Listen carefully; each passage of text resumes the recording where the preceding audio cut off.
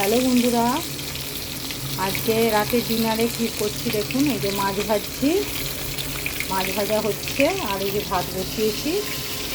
এখন 10টা 35, অনেক রাত্রির হয়ে গেছে। আবার আমার বাচ্চাদেরও খেতে দিতে যাব।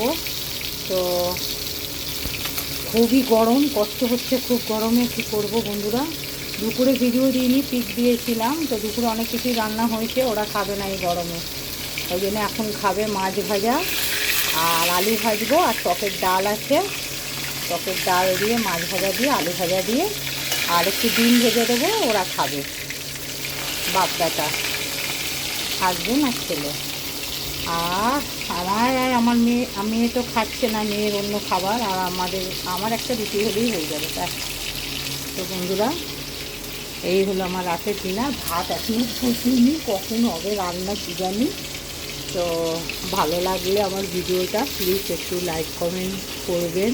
আর কি বলবো, ভালো থাকবেন, সুস্থ থাকবেন, সাবধানে থাকবেন। শুভরাত্রি।